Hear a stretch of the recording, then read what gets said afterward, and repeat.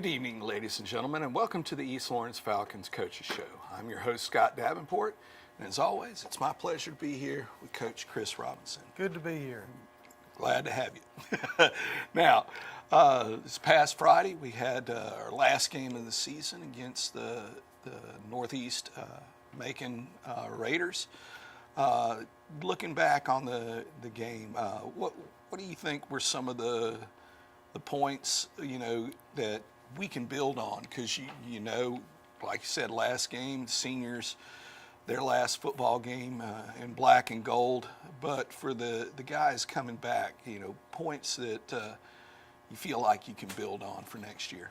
Well, one thing that is a positive thing now that it's over with, that wasn't a good thing when you're going through the season, is we had so many injuries.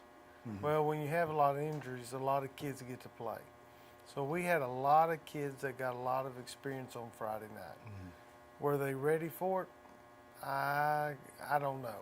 But we had a lot of kids that got good quality reps, a lot mm-hmm. of time on Friday night. And, unfortunately we had a lot of kids hurt, but the good side, if there is a good side of that, is there was a lot of kids that got a lot of playing time.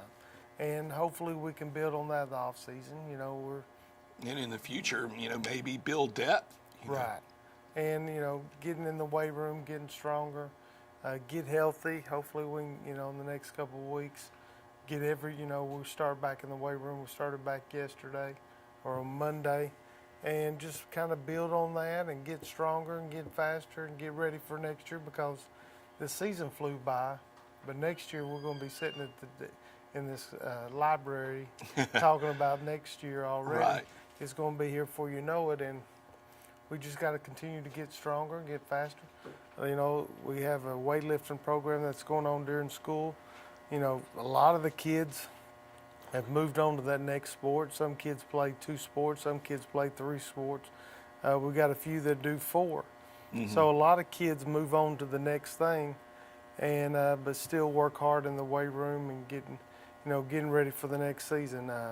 Some of the kids will hopefully get over the injuries that they got during football season and be able to compete in wrestling, be able to compete in basketball. But there's never a good thing when a kid gets hurt. Mm-hmm. But the positive for the football program is a lot of kids got to play, and that will build depth and help us to build on the experience of next year and go from there. Mm-hmm. I hated that kids got hurt, but it's part of the game, and everybody has injuries, and it's just. Well, we had one during the game, right. That. Unfortunately. And John Eric has had, he doesn't have a break. He's got a high ankle sprain, which my son went through that, and I can relate. Hopefully he'll get a second opinion and there won't be any knee problems. But I think, high ankle sprains are a funny thing, and the only way to get better is time. Yeah. And, he's a good soccer player. He was last year's Region Player of the Year in soccer, so I think with time, hopefully after Christmas, he'll be ready to go. And, soccer's probably his first sport, but he did a great job for us in football. And, when you plan for something for several weeks and then all of a sudden that kid gets hurt, it puts you in a bind. And, mm-hmm. Dylan had to come in and, he's played quarterback, so it wasn't a surprise, but he hadn't been getting as many reps at quarterback. And, of course, you could tell that by quarterback exchange, center quarterback exchange. We had a couple of fumbles now. And Peyton's done a great job at center. We tried to put our best offensive lineman at center. And we moved Peyton from tackle to center. He did a great job. We had a few fumble snaps, but, not all the time it's the center's fault. And sometimes the quarterback pulls out early. Sometimes it's just a different feel for the center. And even though Dylan's been the quarterback in the past, he hadn't taken as many reps or gotten as many reps as John Eric, and so there was some fumble snaps. Defensively, we did some good things. We gave up a lot of big plays, and, it's one of those deals where we're still working on getting off blocks. When we're not, and I know this is going to sound stupid, but when we're not blocking, we can make a play. But, Yeah. but getting off a block, Right. it's a different thing, and that's something that comes with experience and comes with being in the weight room. And we've talked to the kids about hat and hands and getting off blocks, but we're still not there, and we'll continue to work on it, and hopefully we'll show improvement for next year. Spring practice will be here in May, and before you know it. right. And this year GHSA's allowed us to have a spring scrimmage against somebody, so hopefully that'll work out, and we're excited about that. And we lose eight seniors, and we're going to miss them. But I'm excited about the 8th grade bunch because they had a great middle school year, and we're looking forward to them coming up and helping us and contributing. A few of those kids might be able to contribute right away. Mm-hmm. And that's where we're at, is where we got to use 8th graders, and not a lot of big programs look to use 8th graders right away. But we're at that point where there's certain spots where we don't have any depth. Mm-hmm. And an 8th grader might be able to step in. And we had some offensive linemen, Austin Johnson, Ashton Hall, Carson Kite. All three played a lot of minutes at a position that really, coming out of the spring, we didn't expect them to step in. And not that they weren't good football players, but we didn't expect them to help us. Have to step in there this early. And they did a good job. And Logan Fleming's another one. Yeah, well, and you look, all those guys that you mentioned, next year, they've got a year of experience. They're going to be a year older, a year bigger, hopefully putting the time in the weight room to improve. Right. And, we're going to miss Ethan Wood because Ethan Woods did a great job for, Ethan Wood. First off, Ethan Wood made it through the whole year without getting hurt. That's an accomplishment in itself. Yeah.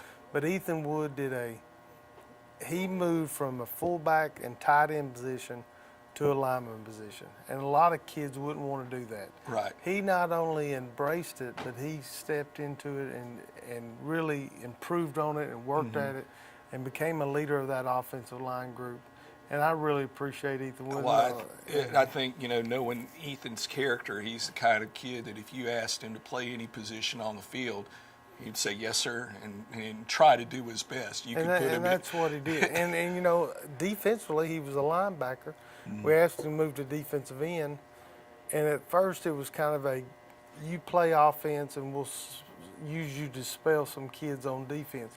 But he ended up starting both ways, and he didn't get hurt, and, he's had some injuries in his past, but he made it through the year not injured. And, Ethan did a great job, and he'll be successful in whatever he does in life. Another kid that came in Friday night, Carson Morris. Mm-hmm. And, he kicks with John Eric, but he hasn't done it on Friday night. He's kicked in JV. But there's something different about Friday night. Friday night, yeah. And, he did a great... Nerves get a little bit more jangly. Everybody's a little bit bigger. Yeah. They're coming at you. But he did a great job with the punt. Yeah. He got him off. He had a rush on him. He got him off. The kickoff, we did a surprise onside, and, they made the play, but he kicked it right where it was. Yeah, I was going to make a comment that everything went the way you wanted it to go, except they recovered it. I mean, the path of the ball, everything, and they just made a good play on it. Right, and then the PAT that got blocked, it's not all his fault. And I mean, he hasn't worked with a snap, a hold, and be able to that comes with time. And actually, as John Eric was a freshman, he struggled with that, and as the more confidence he grew, and the same way thing with Carson is, as the more times he does it, the better he'll get at it.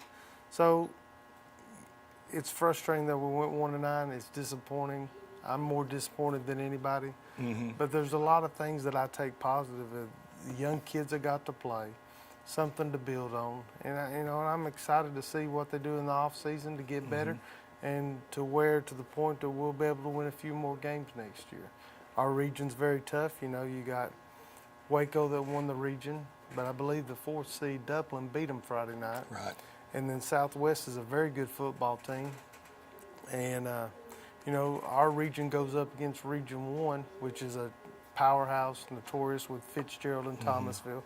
So I'll be interested. Dodge County's going to Thomasville, and Dublin's going to Fitzgerald. So I'll be interested to see how our region comes out this week in the first round of the playoffs. I think 2-2, maybe get 3, Yeah. are definitely a possibility, and I'd be interested to see what happens. Well, you mentioned, Dublin, Fitzgerald. That's been, in the past 20 some odd years, that those two have met, quite a bit, in playoff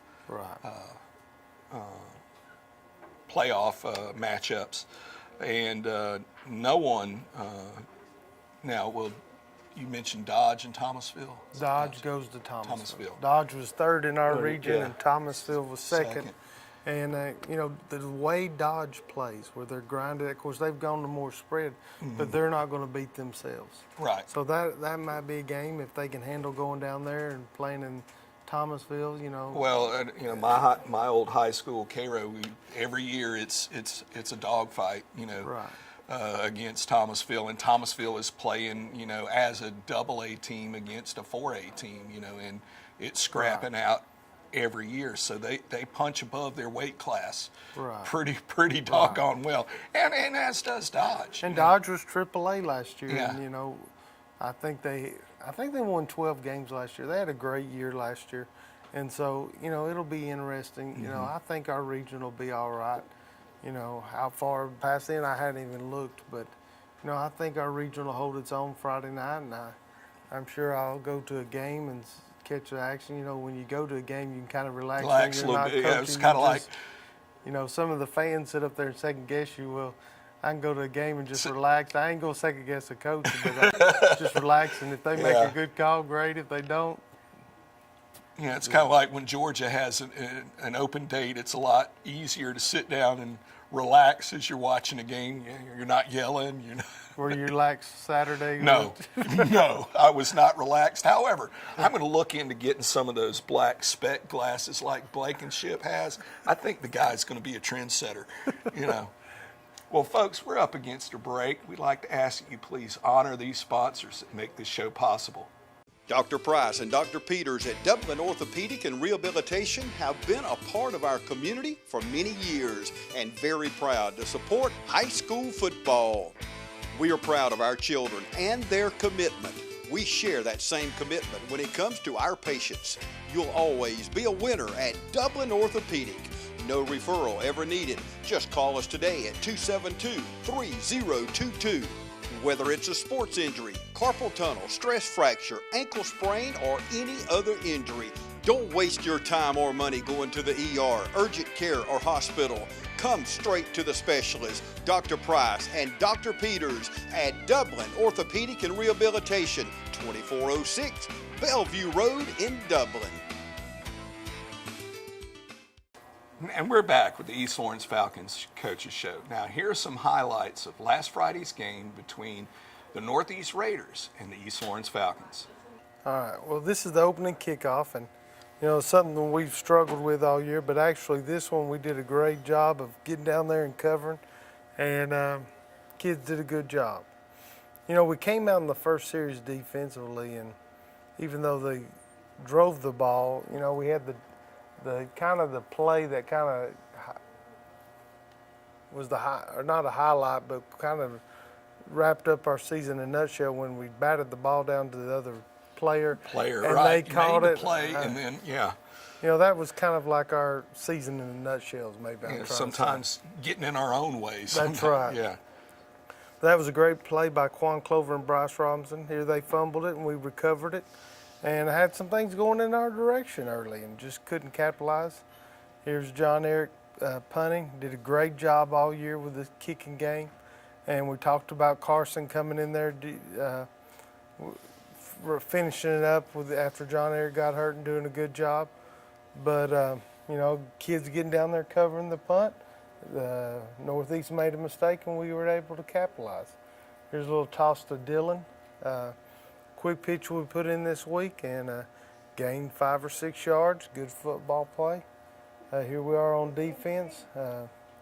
We struggled with this inside play all night, but this is a good job by Travis Bell coming up here with a good fit, being physical, making a play.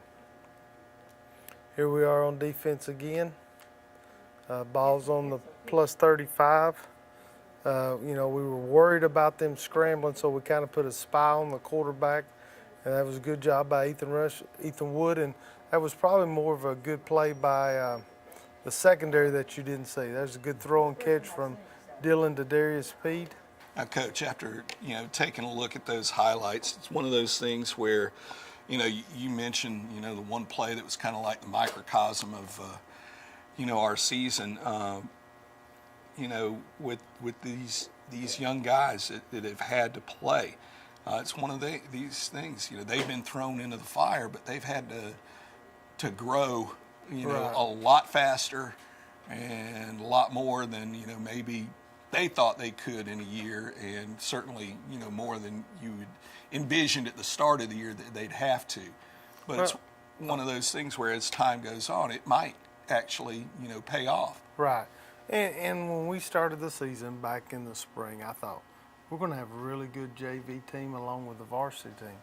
And then end up JV kids had to get pulled up playing on Friday night. And that's just tough. That's tough on them. That's tough on everybody. But they handled it. Again, we didn't win as many games as we wanted to. But the play you're talking about, we get a pass rush on the quarterback. He throws it up deep. We got guys in position to make the play. We missed the interception. It bats up in there and lands in the northeast. And I think it was 3rd and 19, and they get a first down. And that's just, we got to learn to make that play. Right. And the only way to figure out how to make the play is get opportunities to make the play. And hopefully the next time we'll learn from that and grow from that and get better. But, the young guys did a great job. I'm proud of them. A lot of the young offensive, defensive linemen got a lot of playing time. A lot of our, we're going to miss Dylan in the secondary. We're going to miss Quan Clover at linebacker. So we're going to miss a lot of those guys. But I think, hopefully we'll have somebody that step up and be able to take on those positions and do a good job. And then, losing Prince Denson at fullback, who's done a great job. And excited to see what he does in basketball this year. But he did a great job at fullback. And, really pleased with that senior bunch, and they can hang their heads up high and be proud of what they did, and hopefully we'll build on what they did this year, and this junior class that'll be seniors next year will grow and get better and be able to lead the football team. I know you mentioned, injuries earlier. You had guys playing Friday that, during the game, you could obviously tell that they weren't at 100%. You mentioned Quan Clover. I don't see how he could have done any more Friday night than he did. He got his ankle twisted up, and I asked him, "You need to come out," and he didn't want to come out. And so, he couldn't have injured it anymore. The trainers had seen him, but he wanted to. We got, when the referees come to me before the game, do you have any casts? Well, I got a slew of casts I need you to look at because I got arms, hands broken and things like that. So we definitely had the injury bug this year, which could help us in the long run, develop some depth, we hope. But, we definitely had our fair share of injuries this year, which, built some depth for next year. All right. Well, folks, we're up against another break. We'd like to ask you please honor these sponsors that make this show possible. There's more than one way to get professional lawn care. Do it yourself, like this homeowner, with whatever this is. Pros use reliable, powerful Gravely equipment. This homeowner gets by with something else. Gravely delivers the high performance and quality professionals stake their reputation on. Gravely outpowers, outlasts, outperforms. Get what the pros use. See Myers Equipment and Supply for details. And we're back with the East Lawrence Falcons Coaches Show. Now, Coach, earlier we talked a little bit about, our region going up against, 1AA, and you got Dublin against Fitzgerald, Dodge having to go and play Thomasville. What about Waco? Who do they have? It's either Berrien or Albany, and I'm not sure which one it is, or Brooks County. I'm not sure which one it is, but I think it's one of those. I think Brooks is going to Southwest, and I think Berrien is how you say it, Yeah, Berrien. is going to Waco. I'm almost sure about that, but Yeah. I'm not sure. Don't hold me to it. Well, I mean, it's not like I'm going to be sitting there with with a bracket or anything. That's right.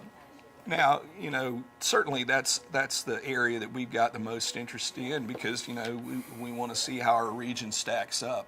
And they're going up against, one of the toughest AA regions in the state. What about any other state programs, around or programs around the state that you're looking forward to following their progress through the playoffs? Well, I think, one thing in AA, when you've been in AA as long as East Lawrence, you think about, when you're talking about state stuff, you think about private schools. Well, with their new classification, GAC, Lovett, Wesleyan, Pace Academy, they've all moved up. Yeah. So the only private school left is Benedictine out of Savannah. Yeah. And I think they are probably, if you had to pick a team, Yeah. the favorite to win AA, I think they would probably be Yeah, them they're or a Fitzgerald. powerhouse. Yeah. Those two Those two, schools yeah. are probably the two school favorites. North Georgia, trying to think of somebody off the top of my head. I can't think of anybody right now. But, Region 2 with Benedictine in there, teams like we played Toombs County. They're a 4 seed out of Region 2. And that's a tough 4. And that's a tough 4. And Yeah. they're going to Screven County, and we know what Screven County's like. yeah. Screven County beat Jefferson County Friday night, so we know both those teams are good. And if Screven could beat Jefferson, they're really good. And I think Screven could be maybe the sleeper of the whole bunch in AA. I don't know where they're lined up in the bracket. I don't know how they line up, where they'd fall into playing Fitzgerald or what quadrant if they're opposite of Benedictine. But I think they could be a surprise. And then Jefferson County, they're not a surprise. They're a good football team, and nobody, they're not going to sneak up on anybody. So I think those, and then Region 2, you've also got a Vidalia who's been through some injuries also and kind of changed what they do and, finished second behind a good Benedictine team. And so, they'll be a tough out. And then and also you got Swainsboro, who we know from them, who's the 3rd seed out of that region. So I think the South is pretty loaded. But that doesn't mean there's not somebody up north that I'm not thinking about that could come in and surprise them. But I think those 4 regions in the South are pretty good. No, some teams that I'm interested in watching.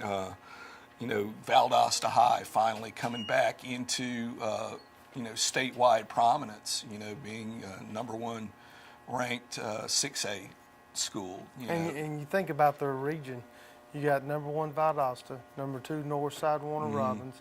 You got Lee County, you got Coffee County, right. And then one of the best quarterbacks in the state in Houston County didn't even make it. the playoffs, right? So that region, I think all 4 of those teams will go places and make a deep run, and they might end up meeting each other in the semifinals.